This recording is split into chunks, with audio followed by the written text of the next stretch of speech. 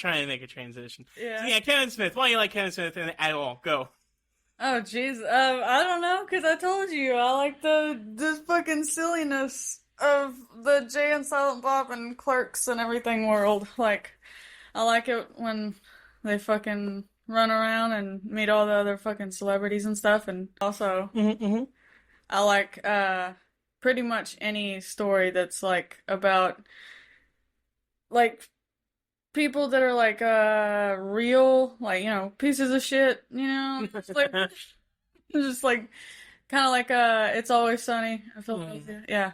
They remind me of them. They're just, like, shitty people that, like, you probably know. Mm-hmm. But, yeah. And I like that they always shit on New Jersey. I think that's funny. Well, they love New Jersey. I know, but they shit on it all the time. They're like, what was it? They were like, oh, I thought, who's these homeless guys? And they're like, they're not homeless, they're just from New Jersey. Yeah. What was the first one you've ever seen? Like, do you remember the first Kevin Smith movie you've ever watched, like, just, or even glimpsed at? Oh,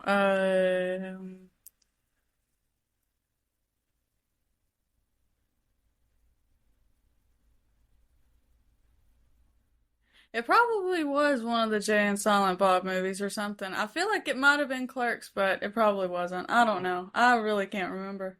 I think the first one I've ever seen, technically, might have been Dogma. I did not see Dogma until way after because I was like trying to get a copy of it, and it's really hard to get a copy of it. So you didn't see it until you got a copy of it? Yeah, like a good copy. Like a Blu-ray. I got a Blu-ray of it, and it was kind of expensive. We watched on we had VHS. But I got a Blu-ray of it like 3-4 years ago or something. I don't know. It was when y'all were still living in Little Rock. I know that when y'all first moved. But yeah, I got that, and then I got what was it? There was where I was trying to get the other one.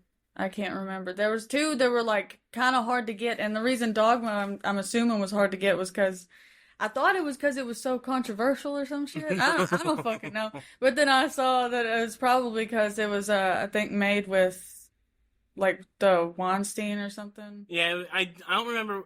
I actually think it might have still been. I don't know if it was Weinstein or not, but I can't even remember. I think it was to get, a different studio for some reason, and like I think for some reason he still can't make. But I think he's working on trying to get Blu-rays of Dogma made. I was about to say, like, I literally couldn't fucking get one. Oops, I smacked it. You're good.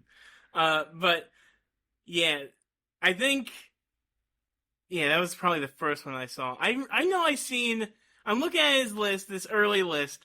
I've watched Clerks, Mallrats, and I think I might have seen Chasing Amy. I know I've seen at least Clerks and Mallrats before 2009. Well, which one's the best, you think? Between those two? All of them that you just mentioned. All the ones I just mentioned?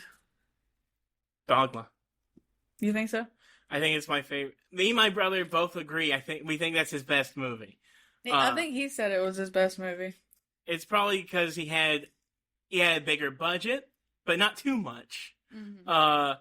You got to do a bombastic, crazy idea. The poop monster, like that's expensive.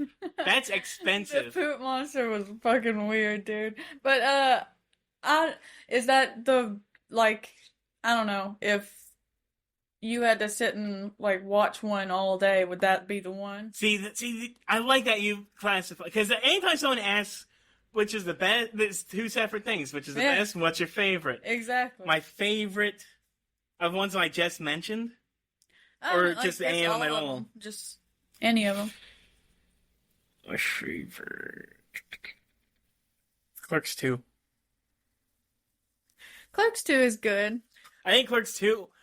Clerks 2 has a great making of documentary, which my brother likes a little too much because he always mentions it. And I'm like, shut up about it. And there's a great deleted scene that I tried to find on here that I couldn't find.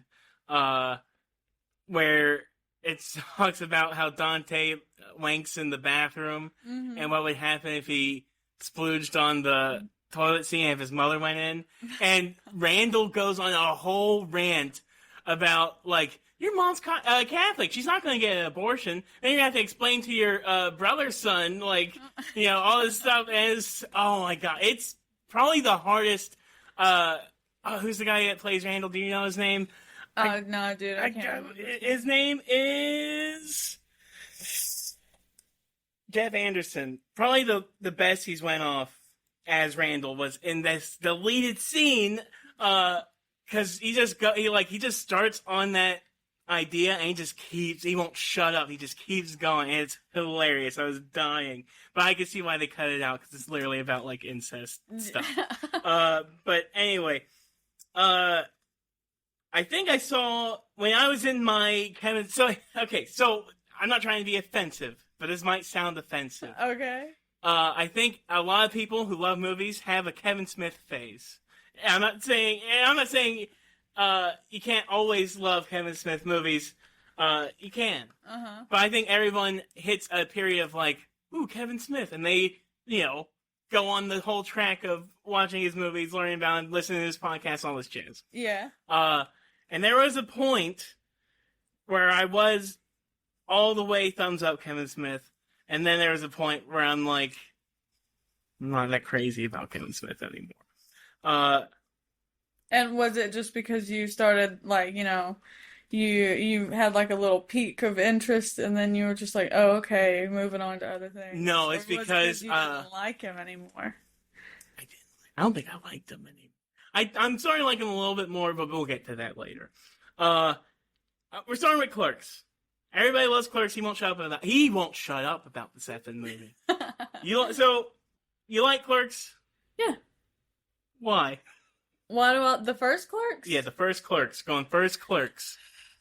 I don't know, because I like for one thing, I like the look of it. Like, I like the black and white. And then also, and I know that they just did that because they didn't have fucking money, but yeah, it's still, cheap. It's whatever. I love the limitation. Like, that's not even a problem. Yes, that's the thing, is that I like that it literally is, you can tell that they just made it there. And I feel like, like my dad talked about him and his cousins, they made like some fucking movie. I don't even know. It was the legend of some fucking monster. I can't even remember the stupid monster name, but I remember him talking about they made some weird movie, and I was just like, have you... It just reminded me of like these stupid ass little movies that I would find that were made in like Arkansas or, like, have you ever seen the Legend of Boggy Creek? No. That shit is so stupid. And I remember I would watch it. Like, we would watch it as a kid because we had it on like VHS or something. And we found it at our dad's friend's house. And we brought it back, and me and Alex and Austin were sitting there watching it, and we would laugh our asses off because they had people from Arkansas playing in it, and they'd be like, "Oh my gosh, did you hear that?" And it was, it was the fucking worst. But no, that's the kind of stuff it kind of reminds me of when you see like the black and white. And so I'm just like, I can tell that like someone was just, some dipshit was over here just filming it on a camera. And it just makes it better because, like, I don't know, it seems fun. It seems like something fun to do. Mm-hmm. Like, just make a movie, And it's clearly, like, one of the guys, you ever watch Comic Book Men ever? It was on cable, but you mentioned I don't know, you never had cable, did you? Or at a younger age, did you have cable? We had cable. You never seen Comic Book Men? You ever watch Walking Dead? Well, like, what are you talking about, younger? Like, how long ago? Oh, it's like 2009. Like, I mean, when Walking Dead was coming out on TV. Or, not 2009, 2011-ish? Shit, if I was watching, like, if we had cable, I don't even remember what, like, grade or whatever I would have been at that time, but I just know that if we had cable, I was probably watching some stupid stuff like on Cartoon Network or something. Well, gosh darn it, on AMC when The Walking Dead would come on, right after Walking Dead would be the show called Comic Book Men. It was from Kevin Smith, and it followed basically all the people working at his comic book shop in New Jersey at Jay and Silent Bob's Secret Stash. Yeah. Uh, Walt Flanagan Yeah. is the manager over there, and he's in a bunch of Kevin Smith movies, and he's in Clerks. He's in like 3 different scenes as 3 different people. Yeah. And also, this producer Scott Mosier, he's in like 2 or 3 different scenes as different people. There's one part where he's arguing with, like Dante is arguing with somebody with Scott Mosier on top of the building while they're playing hockey, and then Scott Mosier's also on the bottom. He plays the guy who likes being snowballed. Oh yeah. Yeah, but so in that scene he had the beard as the snowball guy, and then the other scene he has Yeah, that's what I thought. But yeah, it's all people love it because Kevin Smith, he makes movies with his friends, which is fun, and it's cheap, which is nice. Yeah, and I think it's like I think they have like a good sense of humor. Mm. Like it's not like I don't fucking know. I've seen some people be like, "Oh yeah, I like movies like that and like I like American Pie and stuff." And I'm like, "Dude, I can't get on the American Pie bandwagon." I love American Pie. Dude, it's the first well, I like the American Pie proper, not all the spin-offs or whatever. But You say American Pride? no, not American Pride. That sounds like you said American Pie proper. Proper American Pie. Okay. Yeah. Proper. Yeah, very yeah. Yeah. Look, but also American Pie, the first one, definitely doesn't hold up. But whatever. And also, And that's pretty bad when the first one doesn't hold up. yes and no. It depends. They grow up throughout those movies. Barely. Truth. Barely, dude. Truth. They made so many and they did not deserve to.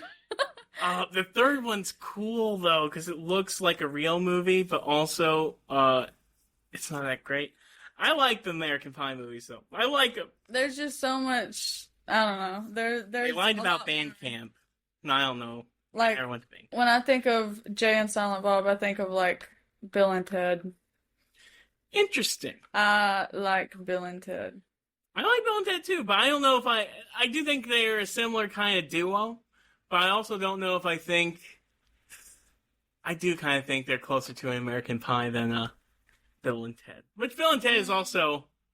No, I think they're closer to Bill and Ted because it's just like it's like Bill and Ted with like a little, slightly raunchier humor, you know?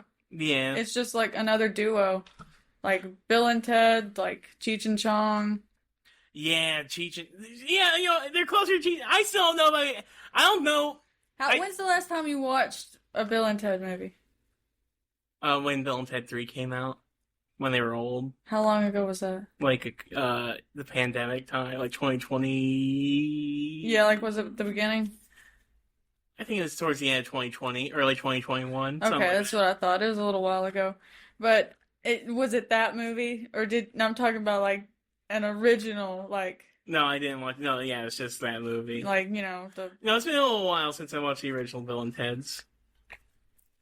Just not that... It hasn't been that long, but it's been a little bit, yeah. But yeah, I like Bogus Journey a little bit more. It's a little... Because they die in that movie. Yeah, that is a good one. I like Death in that one. Yeah. Where they had to do, like, battleship and stuff. Yes. You have sunk my battleship. Alright. Also, there was one scene in Clerks that was so effed up. It wasn't that effed up. But when he shows the random customer that Playboy, that was probably the first time I've ever seen a female genitals, because I watched Clerks when I was a child, kind of. And it was in black and white, so it was like not perfectly clear, Yeah. which made it more scary to me, I think, a little bit. Scary. A little bit, yeah. And plus how Walt Flanagan in the scene is acting, he's like, oh my god, because I think Reynolds he's like, oh yeah, well how about this or something like that. And he's like, oh how dare you! Oh my god. So that scared you? I mean, this first time I ever seen it. I know, but how old were you? It was before 2009. So how old was I in 2009? And then I had a couple of years before that. I gotta do this. I gotta do the math. 2009 minus 1996 when I was born. 12 or 13. Okay. But it was before that, so probably 10 or 11. Okay, well that makes a little bit more sense. Yeah, I was look. I was making sure that, like, I don't know, it's kind of I funny wasn't of age. even then, it's just like kind of funny thinking of like even a 14 or 15-year-old boy being like, "Oh!" No, but listen, no, not the next year, but his next movie, Mallrats, I effing rewound that third nipple scene repeatedly. So Yeah. it was probably. Did you say? Did you say? I rewound the third nipple scene. Well, I was gonna say, did you say mole rats? No, not Mallrats. You said mole rat. Mallrats. Okay. Mall rats. Mallrats is like probably one of the ones that I put on the most. It was my favorite back then because Stan Lee's in it, but I haven't watched Of it. course. I haven't watched it in a while now. I don't think. Yeah, no, it's been a Do you long like time. the original cut or the? Ooh, I did watch the deleted scenes, the whole like a reenactment of a war thing. I have the like the Blu-ray I have has like the extended version and then the theatrical, and like I had never seen it before. Like I'd never seen the extended thing or didn't even know about it until I got that. And it was, yeah, there's like starts out with like a whole war reenactment thing. It That makes actually, no goddamn no, sense. but actually it gives me so much more to like, I did not give a fuck about these characters. I'm sorry. I like the movie, but I don't care for the main plot of like, Right. what is his name? JT or some shit? TS. TS, yeah. TS don't give a fucking shit about his relationship at all. That's throughout very the whole funny. movie. That's so funny. I like Jason Lee. I like his relationship way better. And I'm Yeah. really sad that that lady died. Yeah, Shannon Doherty. That fucking He's got sucks. a silent H that isn't silent in there. Doherty. Yes, Yeah. Shannon Doherty. I liked her. Yeah. I also liked, but But like I was gonna say, the extended scene was what made me be like, okay, like it gives me a little bit more to, because it starts off with them breaking up, and then they say, "Oh, we're on again, off again, off the like all the time," and so I'm like, okay, I don't give a fuck then. Like, it's not a big deal then. And he was gonna go and propose to her, and it's like, dude. She like she broke up with you that quick and you were gonna propose to her, and it's just fucking crazy that like I don't know. It didn't seem like enough happened for them to get back together. I was just like, okay, whatever, yeah, get back together. And I thought it was funny that they kept doing the oh, I'm gonna propose when Jaws pops out of the water. yeah, He actually does it. No, that was kind of funny. yeah. That's probably the first movie I ever seen Michael Rooker in. Michael Rooker of Guardians of the Galaxy fame, and also, I mean, he's in The Walking Dead and 1,000 other things. Doesn't he show his ass Does he? in Mallrats? I can't remember.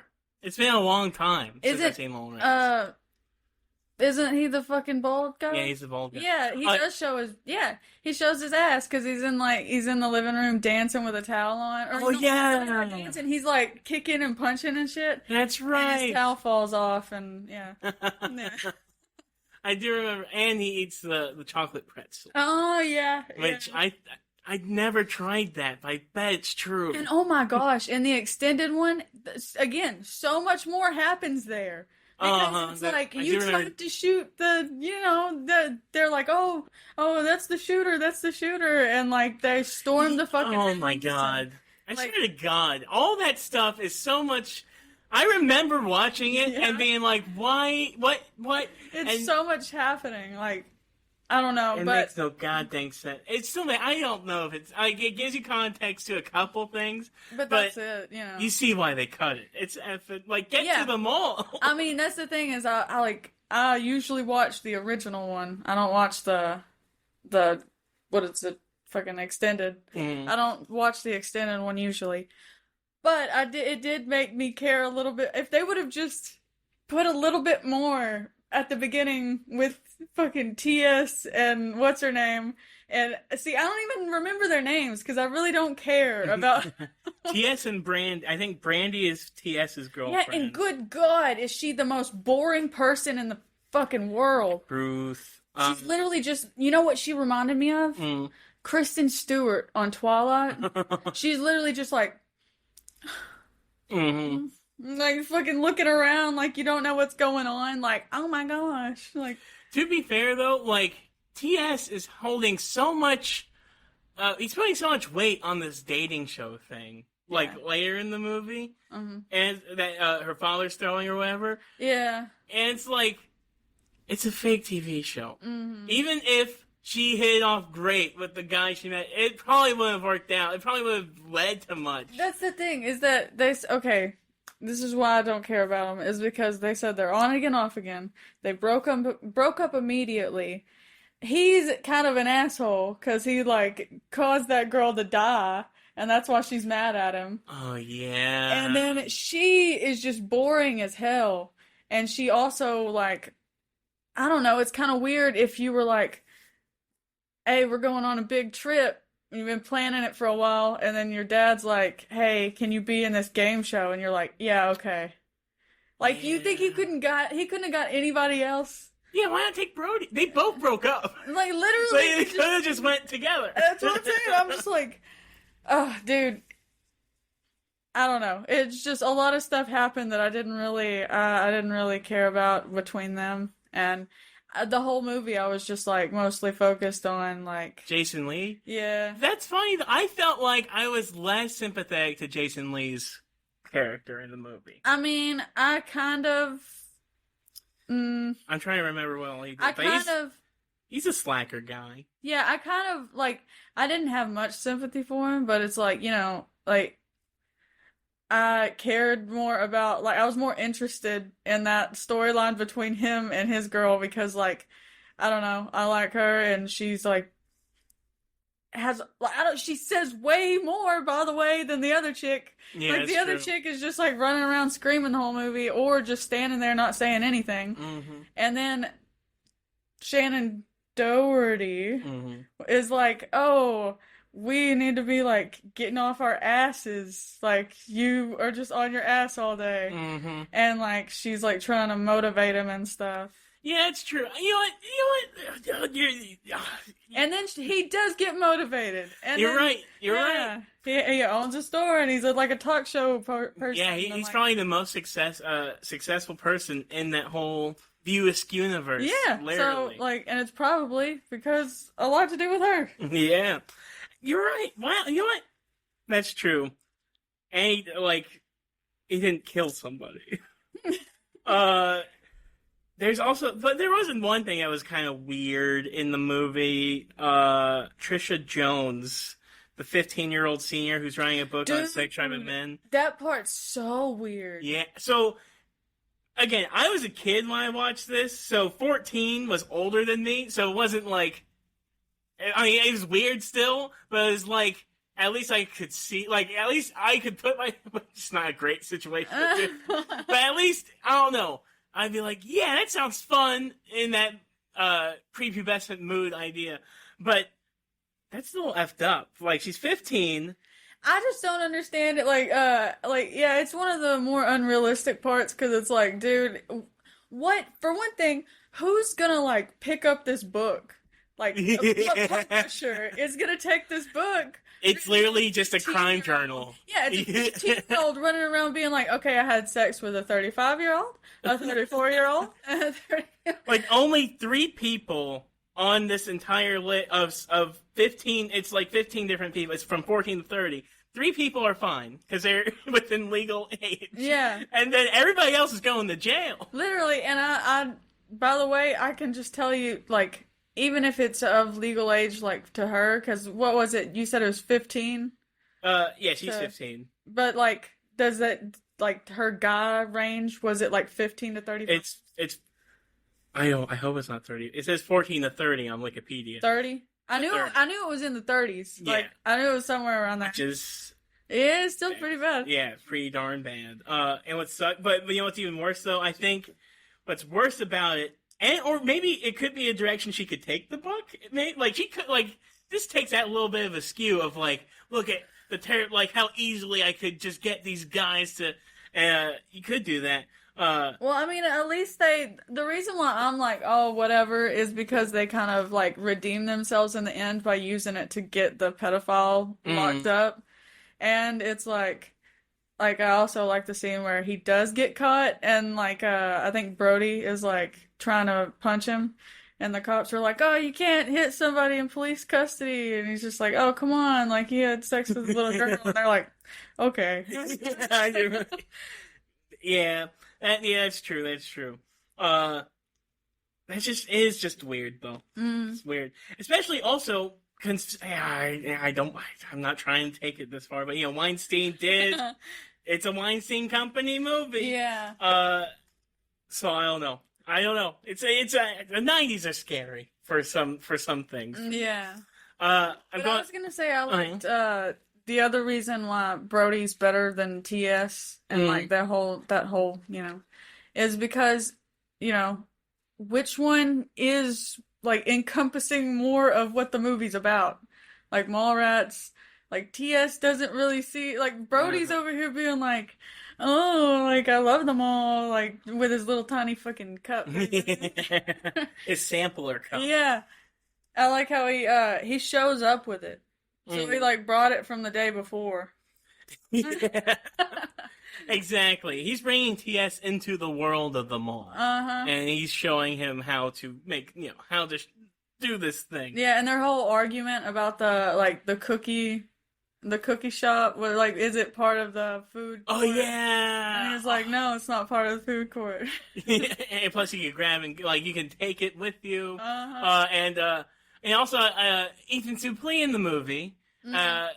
Trying to look at those, like a boat on one of these stenograph picture things. That was, it's funny because I literally watched, Mallrats just the other day after I watched an episode of Seinfeld that was Kramer. He had bought one of those. And I guess it was when, like, they were getting big because it was, like, back in the fucking 90s. And, like, he's like, they make these with those computers, those giant computers. And he's like, he fucks up Elaine's boss because he orders it through Elaine, or he gets it framed at Elaine's place or whatever, and her boss is there and he sees it and he's like staring at it and he gets all like entranced, kind of like how Ethan did, and it's just like standing there and being like, I can't see it. What is it? Two things on that. One, I've now seen Seinfeld twice. All the way through? All the way through. Jesus. Because I watched it when we were moving last year. Too, but I just watch. I keep going back every time it gets close to them. I'm trying not to go back. Because it's so easy to do. Because any episode is, like, you can just jump into any episode. I just watch it, like I just leave it playing, And I am trying not to do it anymore. Because I literally, like, the first time I watched it all the way through, I was like, well, yeah, I was moving, it was just good to have on. The second time, I was like, you need to go somewhere. Or something. Do something. Yeah. But I can't. Have you ever seen the image inside those things? Because, like, I'll look. I don't think I ever do. Not once have I seen. What, can you not see the, those colorblind test things too? I'm not colorblind. I know, but like they have like the weird patterns. Like they'll do that kind of like they kind of have like the same. Well, I could see those though. You can't like relax your eyes to see like the image. Like that's how you do it. You just like kind of go out of focus. I keep trying. I can't. I literally can't. On stupid, but also sometimes it doesn't help. Can you pull one up on here? On here? Yeah. I don't know if it'll be HD enough to.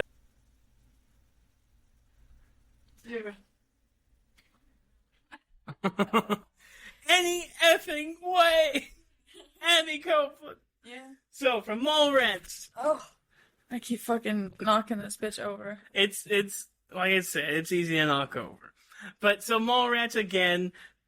Yeah, we're moving on from Mallrats. Okay. Next one, Chasing Amy. You didn't see it. No, I did not.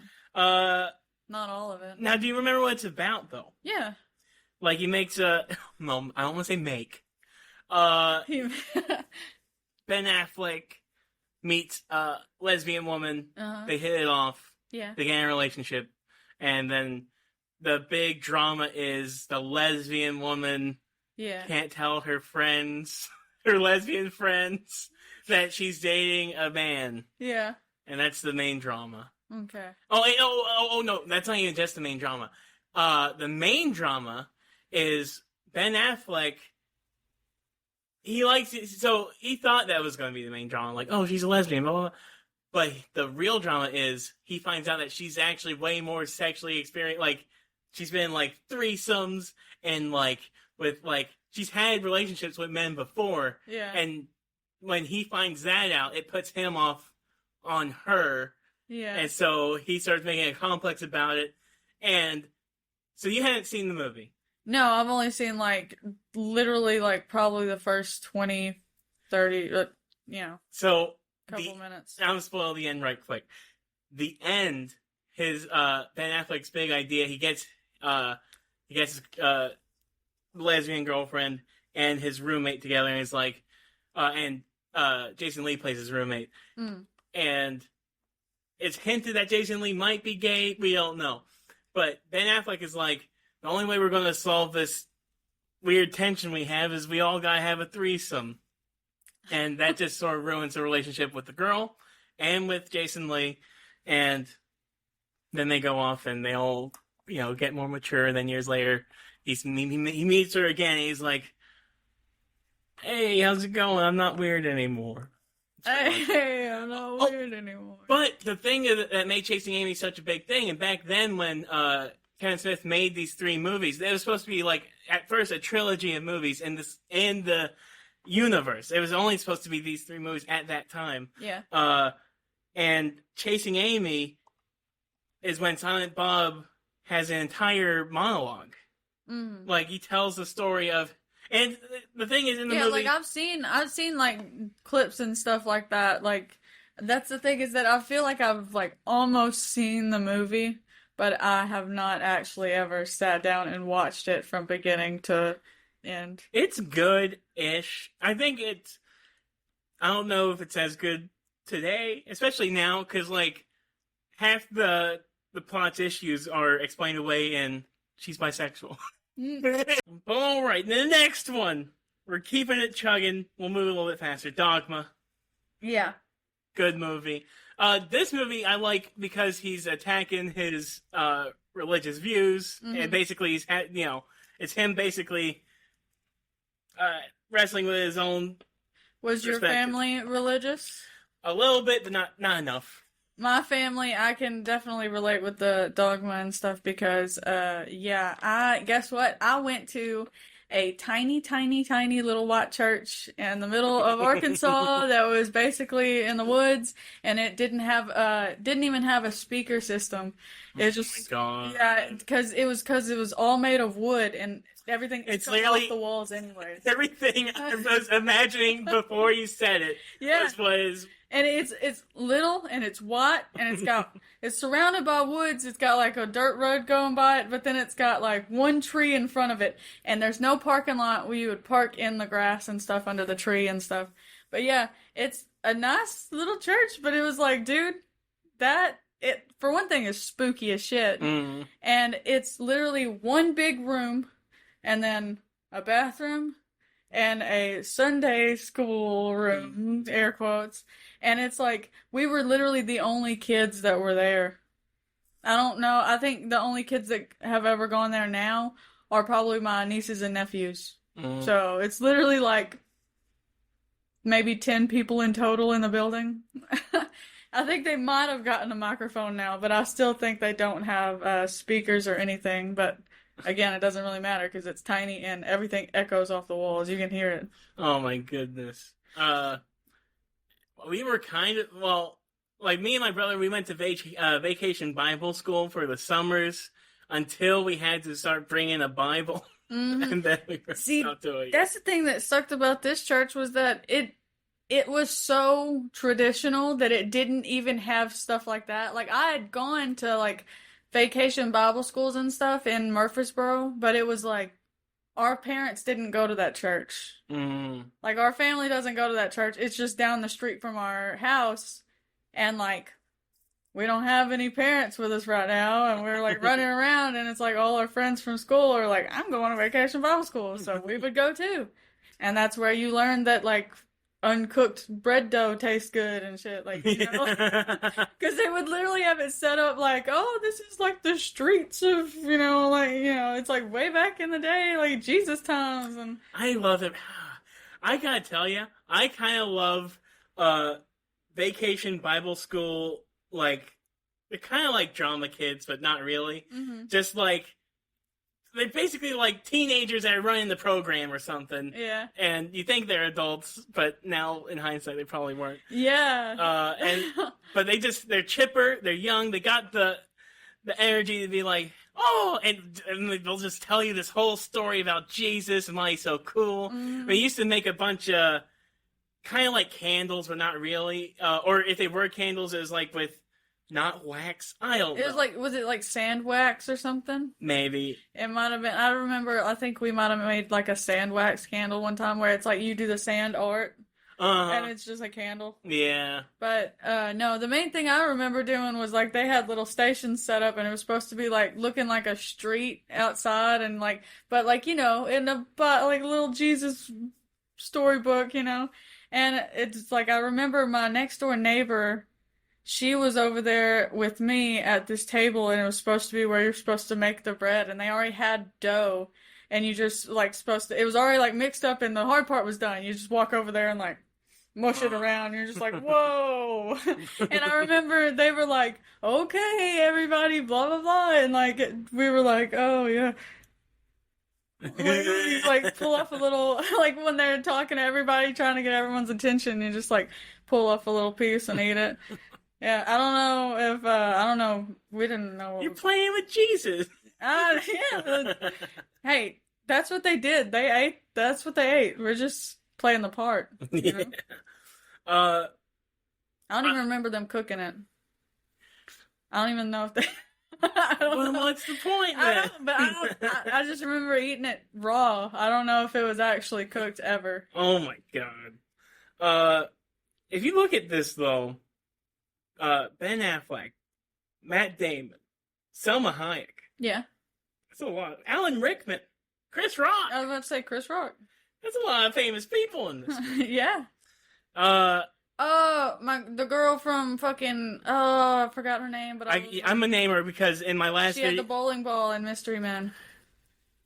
I don't think that's her. No, that's the girl I'm talking about. I love that girl. Hold on. She's in it too. Let me see right quick. Let me see. I'm looking at the lead actor. Are you talking about the lead She's person? friends with the lead one. Oh, yeah, I remember it now. Yeah, that's right. Yeah, I was just like, I just like her in pretty much every movie. I'm going to name the lead actress because in my last video that I just posted today, Zach Braxton mentioned this lady from Men in Black 2 or Men in Black 1, one of which. Linda Fiorentino.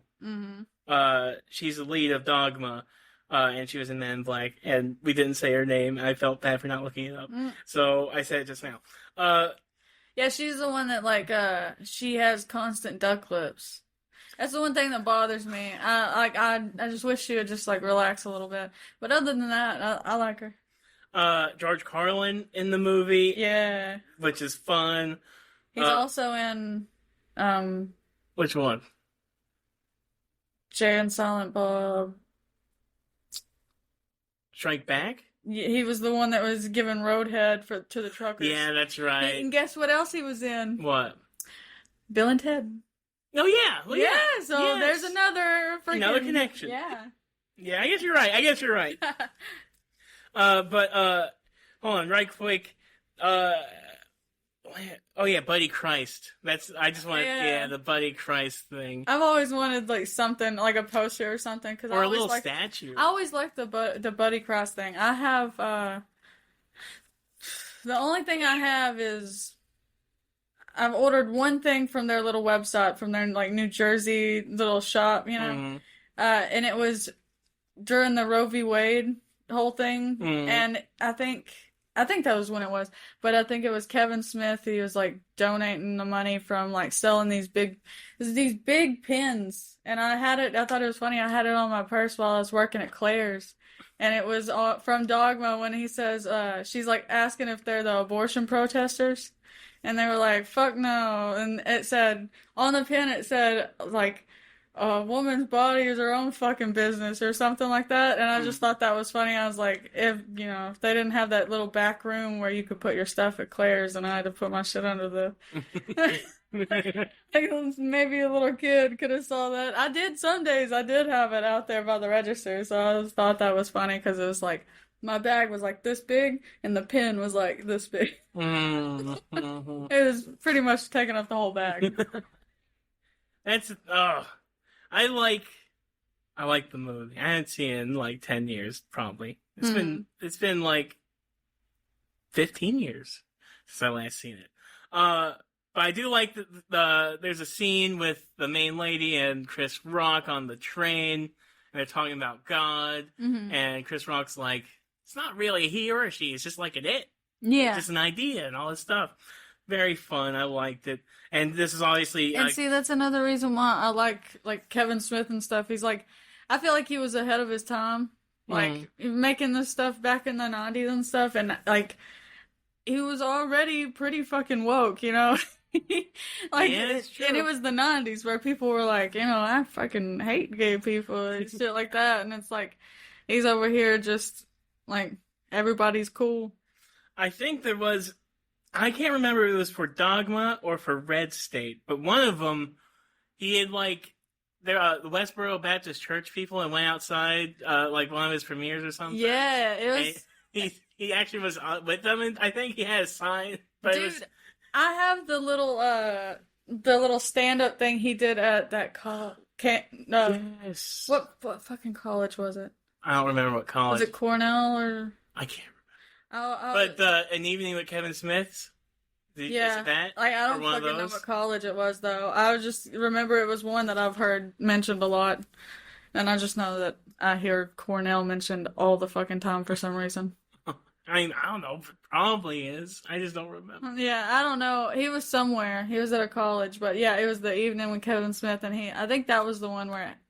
It was either that or on my Dogma disc where it had the, like, behind the scenes of, like, him. I think it was the Evening with Kevin Smith. I think it had to be, too, because I used to own that. Yeah, and he talked about, like, he had some footage of, like, the people getting mad and, like, protesting and getting all pissed about it. Yeah. That's kind of funny. It was, yeah. But, so after Dogma... Didn't he join the protesters? Yeah, he joined him. He had his own sign, but but it wasn't, it obviously said something, like, related to whatever. Yeah, it said, fuck. It said something about one of his movies. Yeah, no, it mentioned Dogma. That's what, like, it was the joke, because, like, it was, like, it was shitting on Dogma, and they thought it was shitting on the movie, but he was meaning, like, on, like, Dogma, like, in general. He wasn't talking about the movie. I think he showed up on a news broadcast. Yeah. But I don't even think they showed it was him. They were just like... Yeah, they didn't know it was him. Yeah. But yeah, it was just like, I'm pretty sure that's what his sign was. It was like, fuck Dogma or something. Something like that. And it was like, they assumed that he's saying fuck the movie, and he's meaning like, fuck Christian Dogma, But after Dogma, Jay and Silent Bob Strike Back, I probably saw... Well, this movie, I have complicated feelings about, mainly because Shannon Elizabeth of American Pie fame, by the way, plays a girl named Justice in the movie. Yeah. This annoyed me a little bit. Justice, yeah. I thought it was pretty funny, but it's like... Also, for how much Jay just thirsts after it made me uncomfortable. Every time watching the movie, it's like, and then, like, he'll literally just be like, "Oh, and Justice," and he'll just make kissing noises and grabbing the air. But that's like the funny part, is that he's fucking stupid. Yeah. I like... Like, have you ever seen Wayne's World?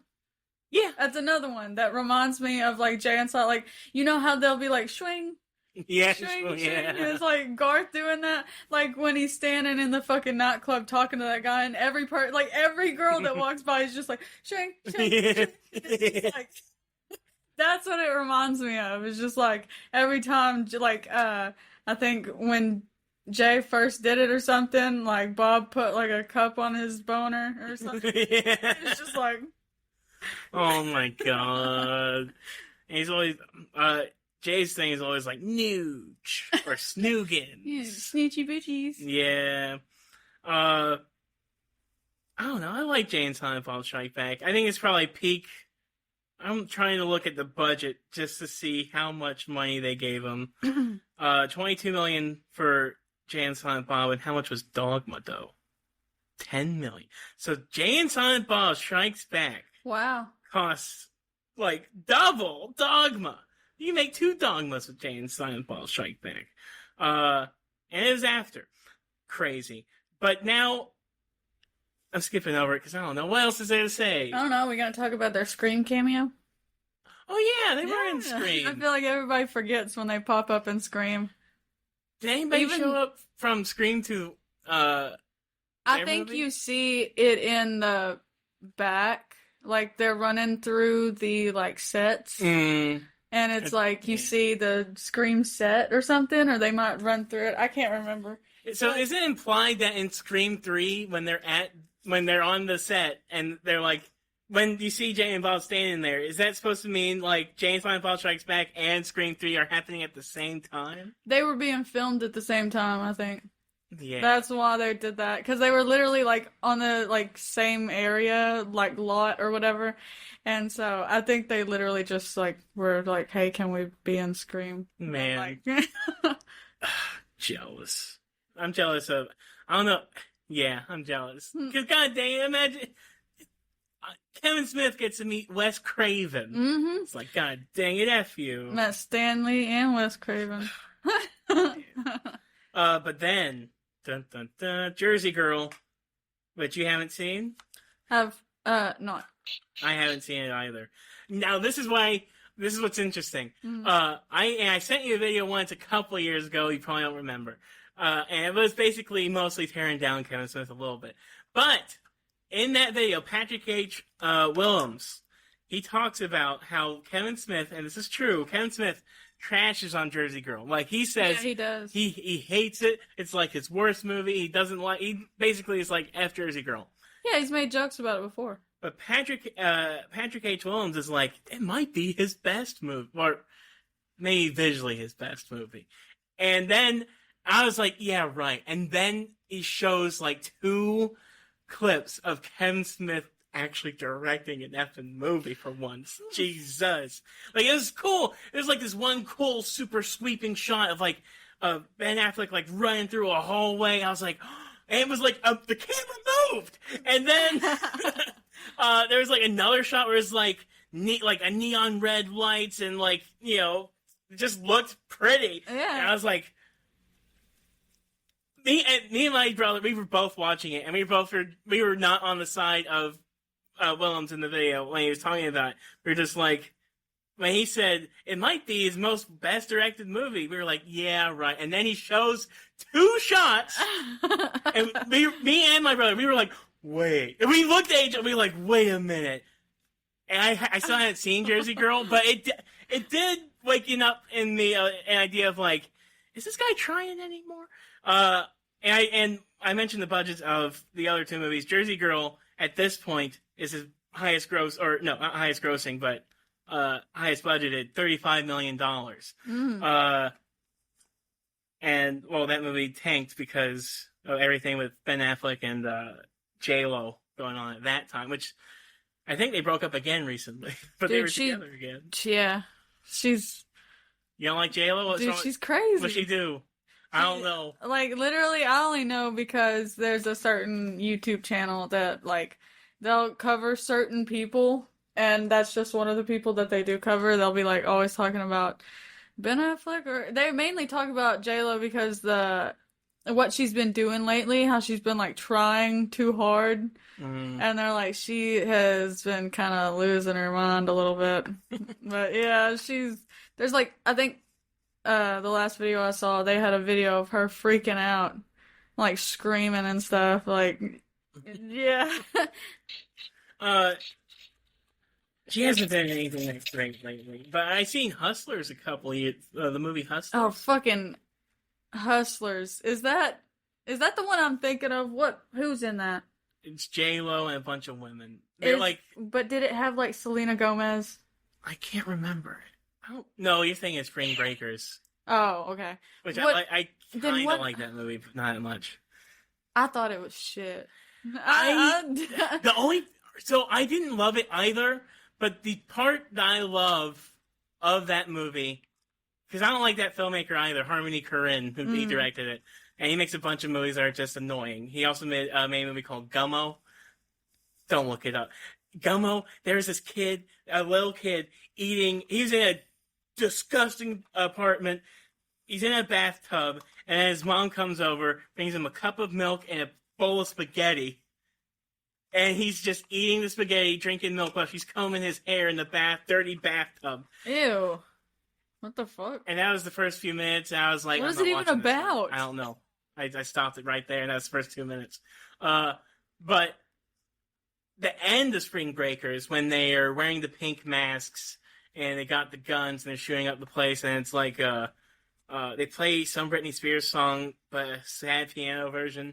I was like, there's something here, but I don't know if I like the rest of the movie that led to this point. But I think, and that image is like people have. I've seen. I think I saw some stupid fashion show thing. I don't know why. Don't worry about why. But I saw, I saw something. And it was mimicking that Spring Breakers thing with the pink masks and the guns. I was like, oh wow, that people think about that. After that, after Jersey Girl, Clerks 2, which is back. Oh yes. So Jersey Girl budget $35 million. Guess the Clerks 2 budget. Oh fuck! I don't. Definitely way less than that, right? Yeah, way less. Way less. $5 million. Jesus Christ! I would have Five. never guessed 5. I know, single digits. I was gonna say I was at least gonna guess in the double digits. What's funny here is I would say Clerks 2 is the best looking Clerks of the 3 Clerks, in my opinion.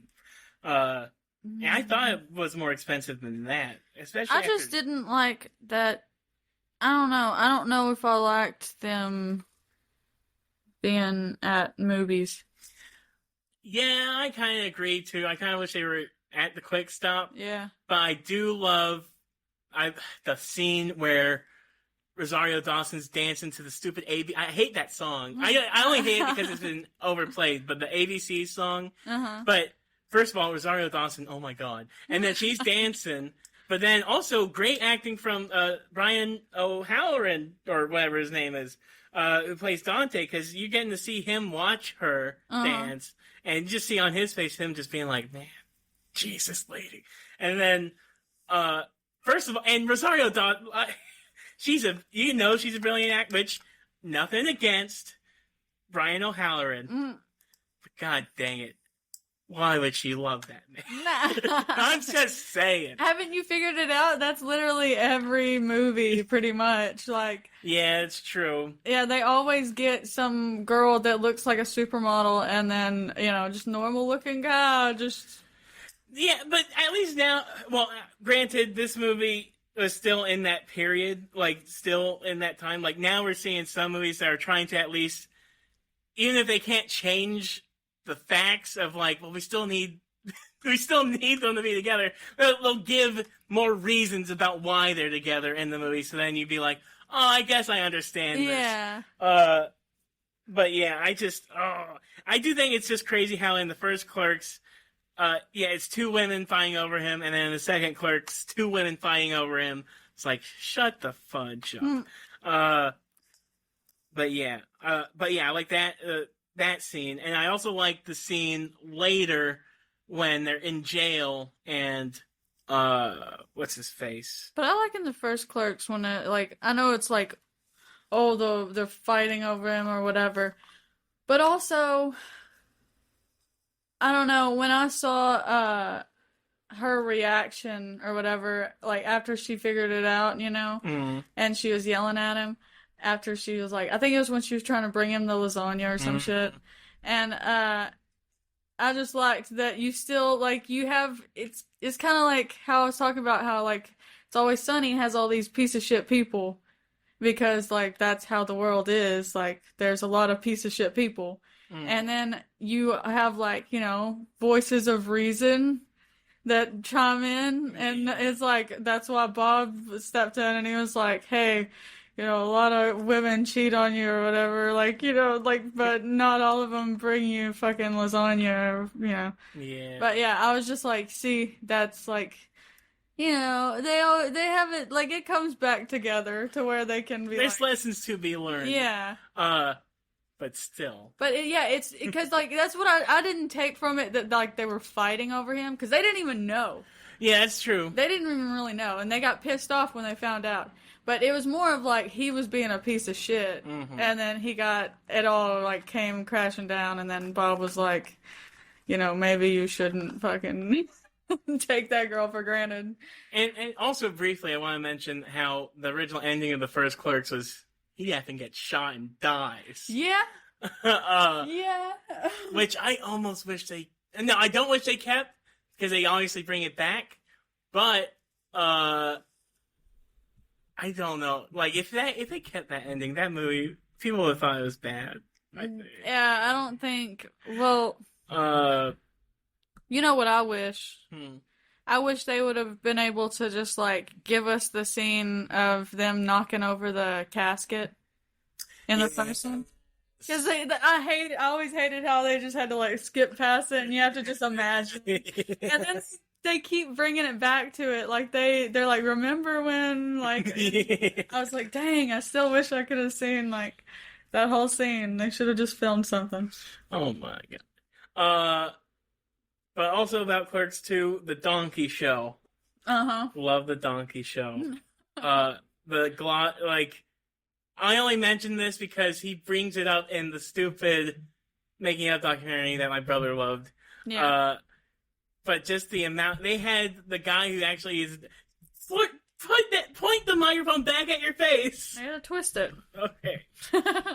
But the guy who has to do it with the donkey. Yeah. They had him swish orange juice in his mouth, so it got really gross and like sudsy. So when he spits in his hand, it's just like it's like the original Haktua, but with a donkey. Yeah. But the end. I like Clerks 2 more and I think I like Clerks 2 more than the first Clerks, because at the end of Clerks 2, it's them. Like they're in jail, and Randall's like, what was the point of doing all this? We went to college just to for what, like crime fighting? They were trying to be Batman or something. Yeah. And then they dropped out, and then they ended up working at movies. But then at the very end, when they buy the Quick Stop, and then like the camera pulls back and it fades to black and white. I almost wish it ended there, but it didn't. But I don't. We'll get there. We're getting there, but we're gonna move faster. We're moving faster. Okay. Zack and Miri Make a Porno. Have you seen it? Yes, but I don't know if there's a hot take for people, but Jesus Christ, I cannot fucking stand Seth Rogen and them. Like, I like Seth Rogen. I can't stand him, dude. I can't stand the like fucking. Yeah, there it is. I got so annoyed. Like, I liked it when I was a kid, and then now I'm like, dude, this guy is just him. And Vince Vaughn are just the fucking most annoying pieces of shit. Like you gotta watch Swingers and Maid. Literally both these movies. No, you can't take them. Yes, you can, but those are great, and that's what got Vince Vaughn famous. I think I've seen some of Swingers. You might have, yeah. But oh my God, Vince Vaughn, he's funny. And I was listening to a podcast the other day. And they had Justin Long on, and he does such a funny impression of Vince Vaughn. He's just like, I don't know. It's just he talks so fast. It's funny. Also, it's there's a perfect example for you. You were talking about I could see why Dante would have gotten some.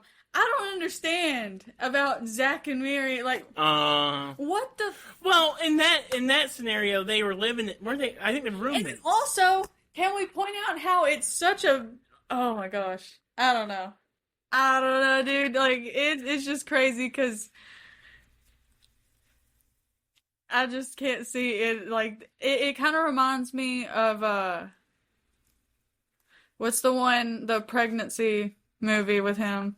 Knocked Up. Knocked Up. It reminds me of that. Like, it kind of gives you that same kind of vibe where it's just like, dude, in what world? In what world? You know, it's very. I love this perspective here. You're a woman, but but literally though, like especially when you think of like Knocked Up, and I hadn't seen the whole movie. It was more popular back then, but I do remember a lot of it, and it's a lot of Seth Rogen hanging out with his friends, goofing off. Yeah, and also the way that they do get knocked up is he said like he basically made her think that he had a condom on and he didn't. Also, how can you not tell? I'm just saying. No, but I get you. Yeah. Not, dude. How does Michael Scott know, but you don't? That like, a guy can tell more than a girl can. No, I know. I mean, I don't know why. Well, I can tell you why I don't know. But yeah, it's definitely like harder to tell for a girl. That's why. That is interesting though. Because I know for a guy, it's thinking the difference is monumental. Well, I know that for a girl, it's not that different, and also it's like the thing that would make it most different is if you literally just didn't want to do it with the person, and then you know. The friction. Yeah, literally. Right. That would make it worse than anything. And so it's like, I don't know, but I remember watching Knocked Up, and I was like, I already don't like Seth Rogen, and I just remember watching that part, and I was just like, this fucking Patrick Star looking motherfucker not putting on a condom after he pulled it out. He's like, got one, about to put it on, and then acting like he's fucking paralyzed and doesn't know how to put on a condom. And then she's like, hurry up already, or something. And he's like, okay. Oh my god. And he's like, what? That meant that you didn't care if I wore it, right? Oh. And it's like, bro, in what world? I will say they need to put this side up on condoms. They don't, but they should. I'm moving on. Oh, but the poop scene. I will say, Zach and Mary, he tried to get it from a NC-17 to an R. Yeah. And the thing that they were getting hung up on was the poop scene. Yeah. Because there's corn in the poop. Yeah. Which I love. If you don't have that scene in the movie, it's not worth watching. The whole movie's just not worth watching. The whole movie is worth watching for that. They set it up so good. I have to just take a minute. Because, like, they get this, which I do appreciate a little bit. They do have real porn actresses in the movie. Because very rarely do porn actors get to cross over in actual movies. And if you're going to make a movie that is about porn, why not? I don't know. Yeah. But so she talks about how she's constipated. That's the setup. She's like, I'm feeling really constipated. And they're like, is that going to be okay? She's like, oh yeah, it's the butt stuff's going to loosen me up. And then when you see it just hit Jeff Anderson's face, just and the cut away is what makes it perfect, because it's like before you process it, you've just been doused in like a cannonball level worth of poop.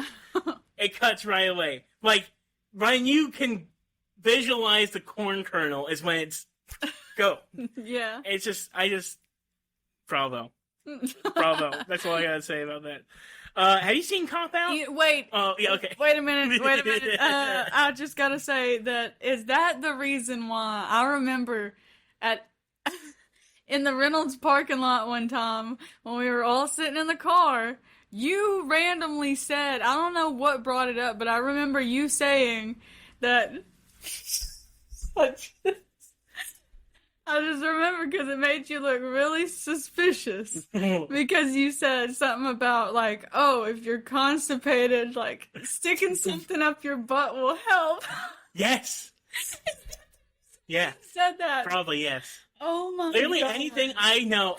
That's why I love when I am talking to a person and now you get to line up everything I know is from movies. There's so little things I really know. And I love it. I love, like, we were watching Army of Darkness one time with Chico, and then there's a part where he says, well, hello, Mr. Fancy Pants, which I say a lot. Yeah. And Chico just looked at me with this, like, like... Not like you took it from there. Yeah. And also any music. In the last video I did with Zach Braxton when he came on, he was like, let me guess, you watched Fight Club and that's how you heard the Pixies for the first time? I'm like, yes. Yeah, that is the first place I heard the Pixies. That's probably Did you know that I actually in high school I had a Pentecostal friend, and I remembered, like, I would get her to watch a bunch of stuff because she really liked, like, old stuff. That's the reason why we were friends, because we both liked old stuff. And it'd be like, you know, older movies and, like, music and shit. And one time I got her to come over, and I remember Alex was in the room too. Like, we were all three sitting in there, and I got her to watch Fight Club, and she was pretty, you know, like, pretty sheltered from, like, bad movies and stuff, but her dad was cool and everything, so, like, he knew that I wasn't as sheltered, and so when I'd go over there, like, it was pretty funny, like,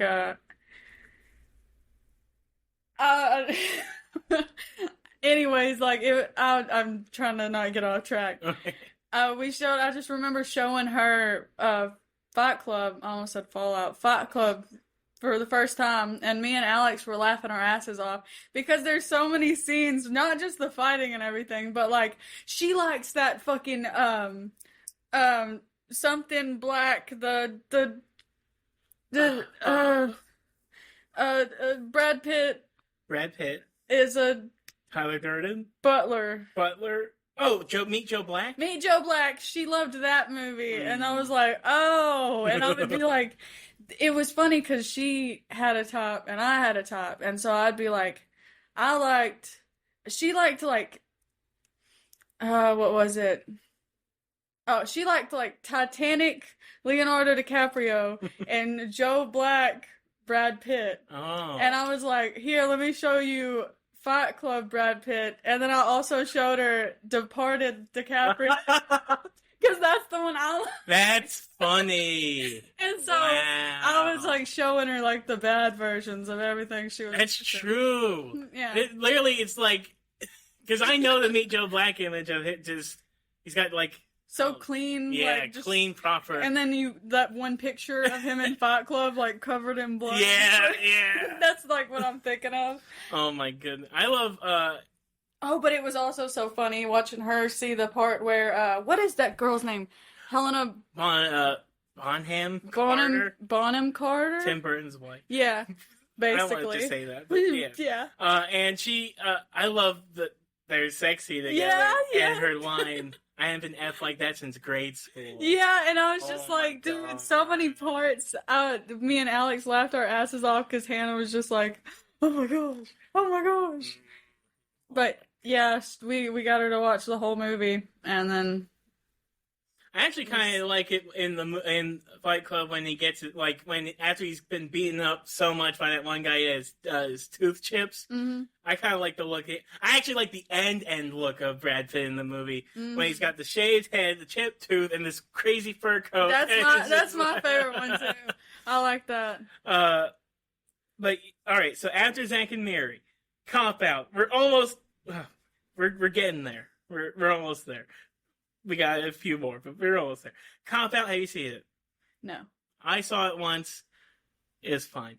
But I will mention, this is a part to mention right now. So, Cop Out, Kevin Smith didn't write. This is one of the few movies he didn't write.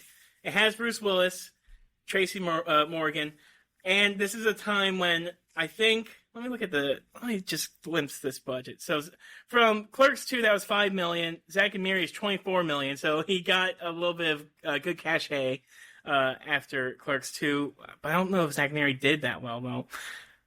And then Cop Out, $30 million budget. And it didn't do that great either. Oops. Sorry. You're good. I but think that whole bottle of water. That's probably what it was. I would give you another one. No, it's okay. Good, because these were the last two. No, I'm fine. But so during this time, I think Kevin Smith was like at his heaviest. I mentioned this because he had a special, and I don't remember. It's called Too Fat for 40, I think. Mm. But what happened was, he got on a plane, and it was a big controversy because I guess they wanted him to buy the seat next to him because he was too big for the one seat. Shit, dude. Yeah. And he was pulling up a fuss because he was probably like, you know what? He's probably doing like that. Oh. And then a scuffle happens, and they threw him off the plane. What?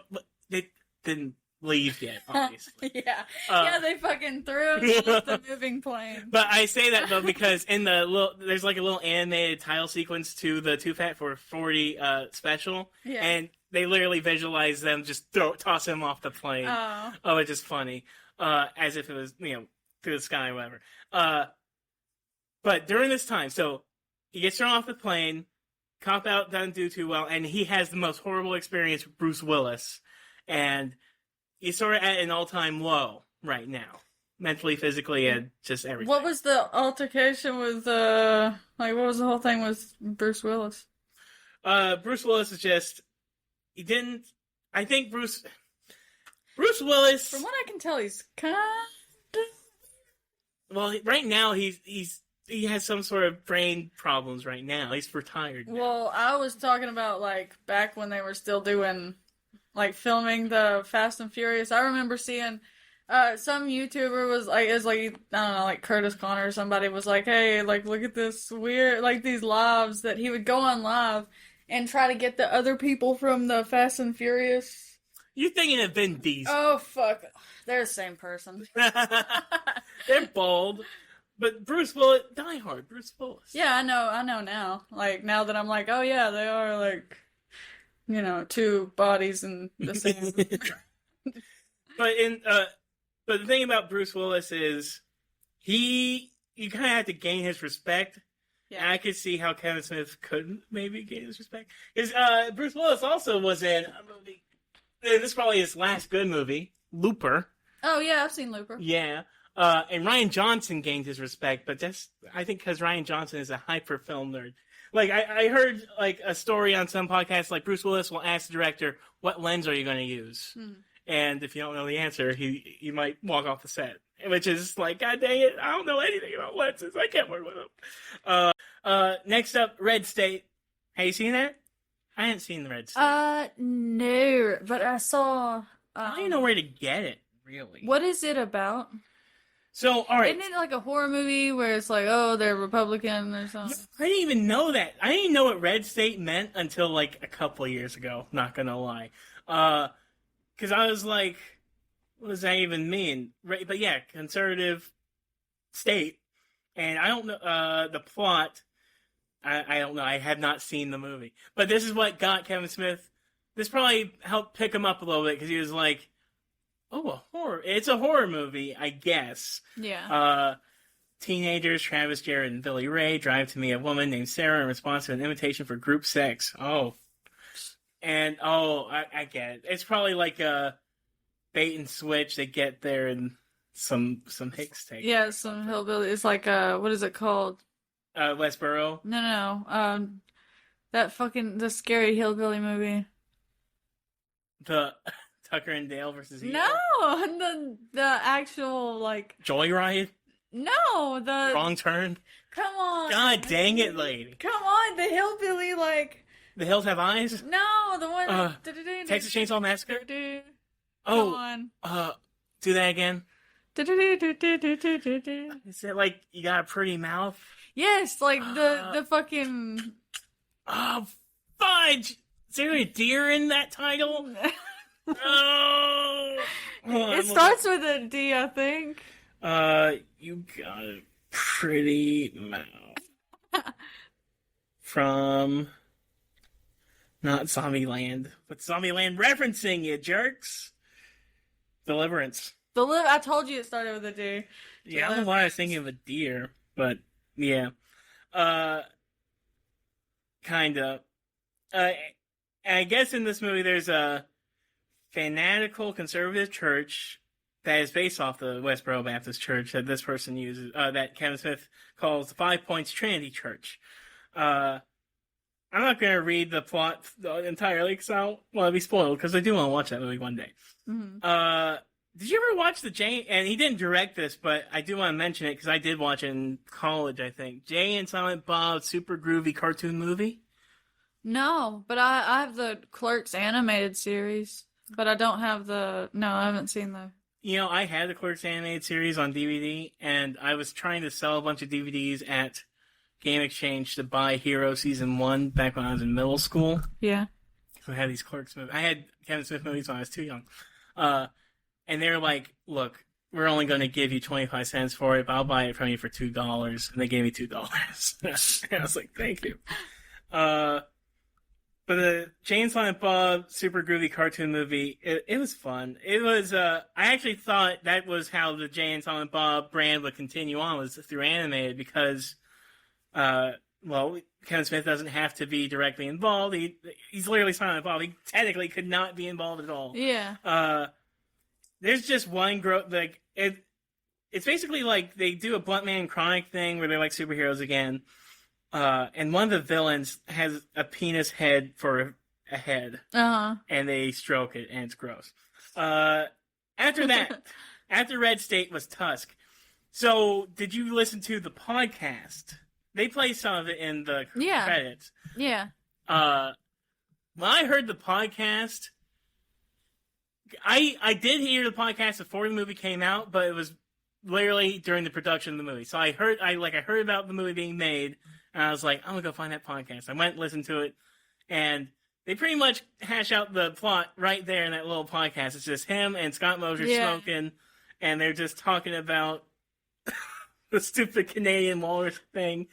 Like it was like an ad or something. Yeah, he was like, the guy gets rescued by a walrus, and he's obsessed with walruses, and like, it just goes through basically the whole plot, and then I guess just later they're like, well, let's do it. At the end, Kevin Smith is like, if you want me to try, he tells his audience, if you want me to try and make this movie, on Twitter, #walrus yes or #walrus no. Because if he got enough, he was like, this will be my next movie. Yeah, and see, there you go. They and did it. I think that, like I said, a lot of people freak out over it, and I think they are getting a little too worked up. Well, that's the thing. I think it helped, especially with the context, because out of context, it is more scary. Mm-hmm. But with the context, it's like when I watched it, since I had the context of the podcast and all that jazz, the more gross they got in the movie, instead of me thinking, oh my god, that's gross, it's funnier because I know, I could just see Kevin being like, what if we just do this more effed up and just get more crazy? Like, the part that literally does sort of terrify me a little bit is when Justin Long wakes up on the surgery table and he's like, you cut off my legs. Like he sees that my legs are gone. That. And also, Justin Long is the new Scream Queen, by the way. Oh yeah, because he's doing a lot lately. Actually, a bunch of horror movies. He was in the Goosebumps show. And he did Barbarian. Mm-hmm. And some other things, but yeah. And I like just the walrus suit in general. That was the hardest thing to find. Like, anytime I wanted to find an image of the walrus suit, that was the hardest thing to ever just see, because they hid that from the marketing. Yeah, I really want to go see it in the little shop they have. I think it's on the ceiling. Oh, wow. Yeah, the actual suit? Yeah, I think so. I think it's like like suspended up in the ceiling, or it's like it might be like laying on top of something up there. I Man. can't remember, but I think it's like up on the ceiling in the shop. I So, wonder if someone's tried to make their own and just take it to a convention. Surely, but oh yeah. I would love to see. Like I would literally take That'd be pictures with it. disgusting. I would It'd be not. wonderful. I would. That's one thing I could go without seeing an actual like real Someone life. trying to move it. But Yeah. that would be because I also love like when anytime someone does a cosplay with Comic Con, especially if it's like extra intricate, they have to find out how am I going to move through a convention center with this walrus suit on. And either I could imagine it. They could maybe put it on some hoverboards so it could at least be on wheels. But then it would look so weird. It would, because then it'd be rolling around. You'd have to like scoot your way around. Yeah. That would just be great, though. I think it would be funny. Maybe you could be on like some hoverboards or something on like a little platform. Yeah. Just move you around. Or a surfboard with wheels. You put like two Just as long two as- two skateboards onto like one really big flat piece of wood. But I would, if I was making a suit, I would make sure when you touched it, it would feel like kind of like skin. Like just like maybe like some sort of leather or something. No, you'd have to make it like silicone. Like you'd have to make it like the skin colored silicone shit. God. Have you ever seen that shit where it's like oh, it's disgusting. They'll have like there's one that's just a box. It looks like it's just a skin box with like a eyeball. Yes. It's disgusting. Oh my yes. Those guys, whoever makes those, Yeah. they gotta reproduce these. And that's what it suits. is. It's just silicone. That's why it's all squishy and it Oh like my God. yeah. I love it, and I love the end of Tusk the most. The idea of this guy wants to not only turn this other guy into a walrus, but then fight him in his own walrus suit. Yeah, he wants to become a walrus too. That's just wonderful. And they might be making a sequel. I've been hearing sequel talks, maybe. And I think the idea for a sequel is Justin Long becomes the Michael Parks character, basically. Oh. Like maybe they managed to rehabilitate him, but he misses it, which that would be hilarious and fun. After Tusk, Yoga Hosers. What you think of it? I mean, it's goofy as shit. I don't know. I liked it. I liked Yoga Hosers. It wasn't bad. It's just goofy. It's funny. Oh, sheesh. What? The budget and the box office. So the budget is $5 million. He's keeping it low, Okay. respectable. Now, usually when you look at a budget that is that small, you're like, well, that's easy to make back. The box office, $38,000. $38,784. What the fuck? Like, not even $1 million? Yeah. That's like, I could see now why he hates, but I liked that direction he was going, weird horror movie direction. I was all for all that. Yeah. But that is pitiful. That's a pitiful. Yeah. Thousands. Anytime I see thousands. I think it like Man. it's because of like wasn't that like the first movie his daughter did? Yeah. It's like, oh, it doesn't really have anyone in it. Well, it has his daughter. It has Johnny Depp I know, but it's like and Johnny Depp's daughter. but that's the thing is that it's just like Nepotism of movie. yeah, it's not like one he would usually make with like a bunch of cameos and like people popping up everywhere. One fun little addition, who's all the rage right now, Austin Butler was in. Oh. Yeah, he was in Yoga Hosers though. Really? Yes, he's like the main. Before he had his accent. Yeah, exactly. Wow. Literally, if you want to know what he sounded like, if you want pure Austin Butler, go to Yoga Hosers. Yeah. That's what he sounded like. But maybe less Canadian, because I think he put on a heavy Canadian accent in that movie. I keep getting the urge to just pull this whole thing. Don't. I know it's gross looking. No, I just was like, Oh. I want to pull the whole thing off. I don't know. Either my cat or Alex's cat chewed up the back end of it. But so after Yoga Hosers, and this is the movie that this movie is what brought Kevin Smith into his modern era, and I'm really not really jazzed about it because I wasn't jazzed about it. Jay and Silent Bob reboot. Jay and Silent Bob reboot. I don't like. Why are you not jazzed about it? What do you mean? That movie's bad. Why? It's like shyly put together. It looks like it's on a green screen half the time. The best part of the movie was literally the Ben Affleck part, and it had Kenneth Smith, and he says this, he's been on record about this, that he's been a whole long time without Ben Affleck being a part of the movie. And if you take all of Ben Affleck's scenes out of the movie's just the worst movie. It's just not good. I'd have to rewatch it again. I haven't watched it in like probably a year or something. It's Cameo City for, and also, I'm trying to think. and I'm not trying to complain about Jason Mewes' face post all these drugs, but if you notice in Clerks 3, Jason Mewes looks a little bit better because like maybe he got his veneers fixed. Yeah, he got ones that fit like they like shaped them. Yeah, it made it look like it made him look more like his old self again. I'm just, I don't know. Hey, you should just be thankful that he did that, okay? I am thankful, but it doesn't make Jay and Silent Bob reboot much better. I know, but at least he fixed his teeth, you know? Yeah. Hey, that's like the whole reason he got off drugs, I'm pretty sure, is like, he was like, hey, you know, you can't really play Jay anymore if you're like on these drugs and stuff. And so he like started, like, he was getting clean and like he got new teeth, and then they started filming, and then it's like needed to get new teeth because the first new teeth weren't that good. But yeah, I'm glad. I think I saw him on the Steve-O podcast. They might have talked about it. Yeah. Which I've watched too much of the Steve-O podcast. It was just a time. But anyway, I like that Shannon Elizabeth comes back barely just because I have to hear Justice again in the movie. Oh, yeah. I do kind of like the father-daughter story. Oh, okay, now I'm starting to remember it a little bit more. Oh, yeah, the plot, I mean, it's hard to say.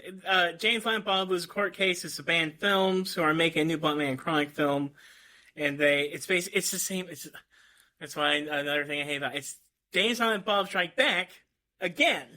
I don't understand that argument, though. It's the exact same plot. Because structurally. Do you hear the like title of the movie though? It's like it's literally supposed to be that, but with their daughters, because the whole time they're saying reboot, just take the movie, and they resell it but make it with like a younger and more diverse cast. So her friends are like so diverse, and she's a girl instead of a boy. Like she's like basically supposed to be like Jay, and it's just like I get literally it's just like supposed to be like, oh, it's, and then they named it the reboot. They like, and that's why I'm like, I don't understand why people are like, it's just the same movie, and I'm like, that's like part of the joke, though. Yeah, I get it's part of the joke, but it runs thin after like 5 minutes. I know, but like that's like part of the reason why they're doing the thing again, and they just basically, I don't know, it was just making fun of other movies. It's fair, but another thing. That's the thing is that I feel like people are just taking it a little too seriously. No, and here's why: because he.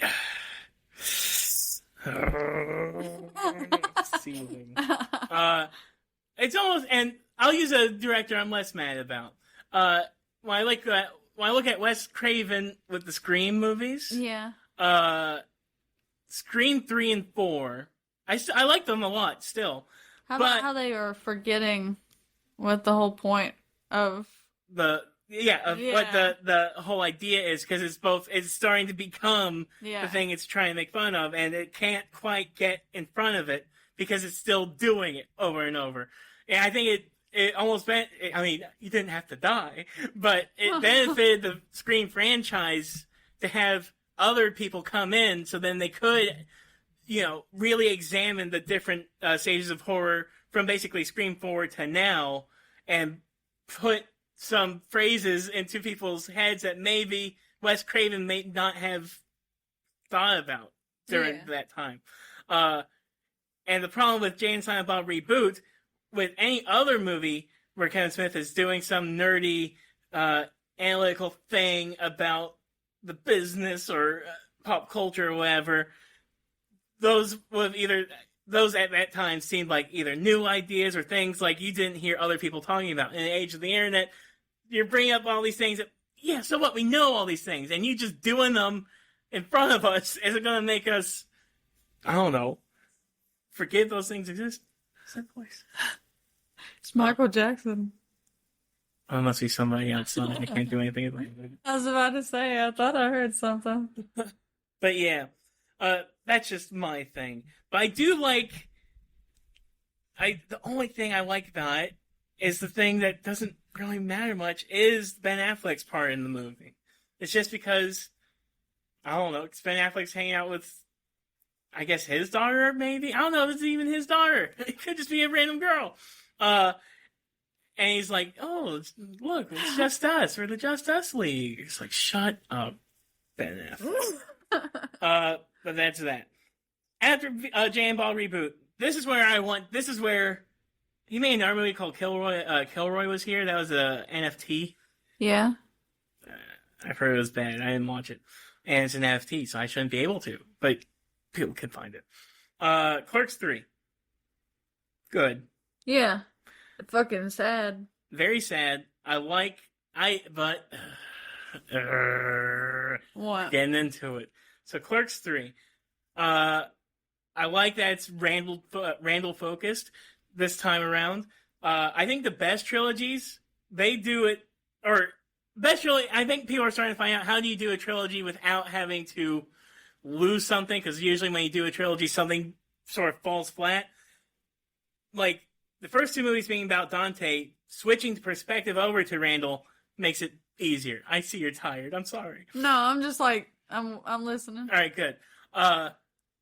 And while that's all well and good, what I'm scared about after, because he's teasing a Clerks 4. And I don't like that at all. Yeah, I don't know what's gonna happen in Clerks 4.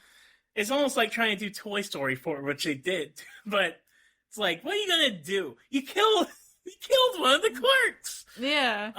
But I do think what I love about Clerks 3 is, and it is the only thing, and this is what I'm, What if he calls it Clerk? That'd be good. That'd be good. That'd be really good. But what Clerks 3 does that Jay and Silent Bob Reboot doesn't do, like Jay and Silent Bob Reboot, the closest thing you could get out of like meaningfulness from it is the idea of being a father and daughter and what that means to be a father to a daughter and all this jazz. Mm-hmm. Clerks 3 is dealing with mortality, because ever since Kevin Smith had that heart attack, he has not shut up about it, ever. I remember one time I was in the Bruce Hall at SAU, and he was on like a morning news show talking about his effing heart attack, being like, and I'm like, I've heard the story 1,000 times already.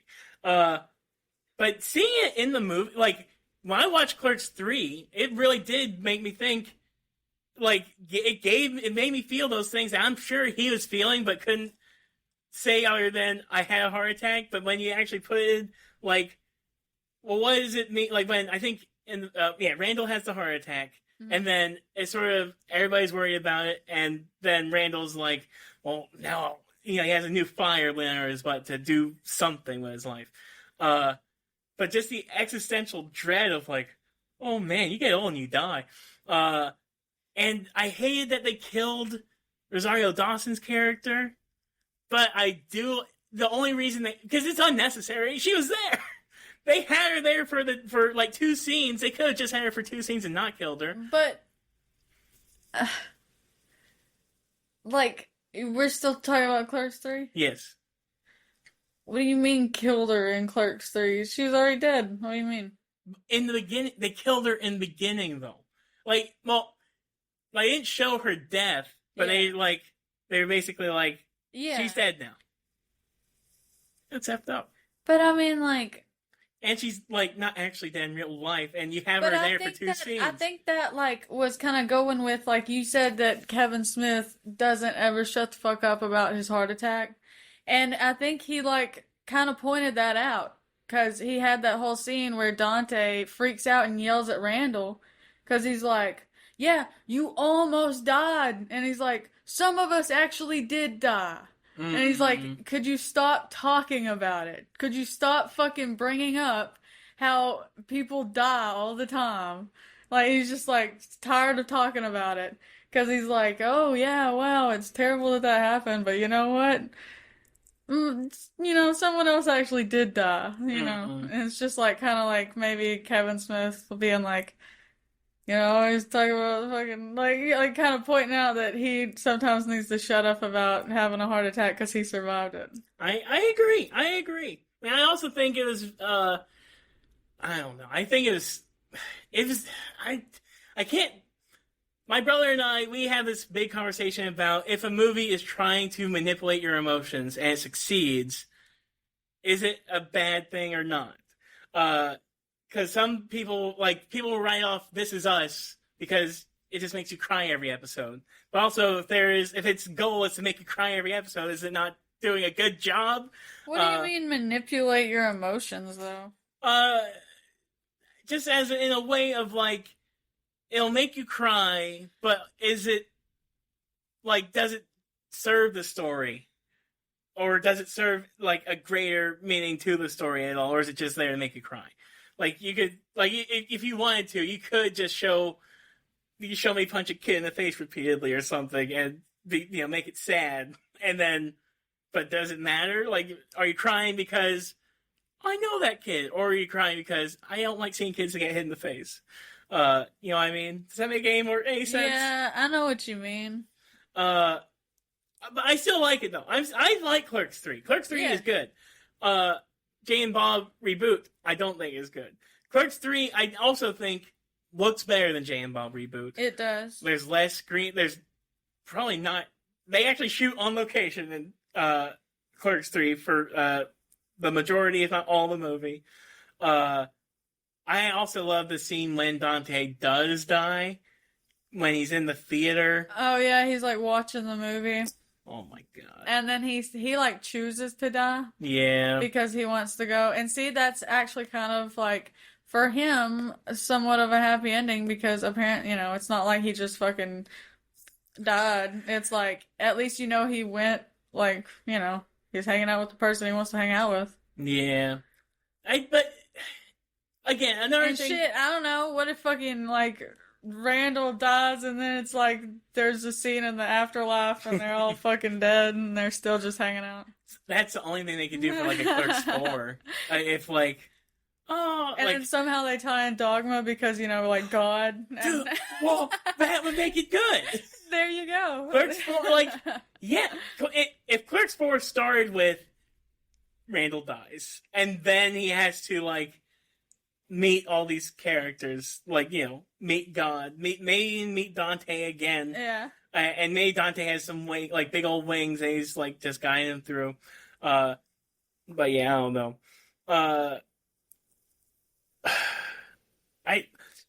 But I hate about Clerks 3 though is Clerks 2 looks better than Clerks 3, and it ends in a happy, nobody dies. They all and they made a choice. They make a choice of buying the quick stop and owning it. Clerks 3 ends with sometimes your friends get old and die, and you have to move on. Oh dang! Thanks. Sucks. Yeah, it's. I mean, mean. well, It's good. But it's mean. not mean. It's just life. It's literally just like I don't know. They were kind of flashing back to Kevin Smith's little heart attack, and then he was like, "Oh, some people do die. Like, some people just have heart attacks, but some people actually fucking die."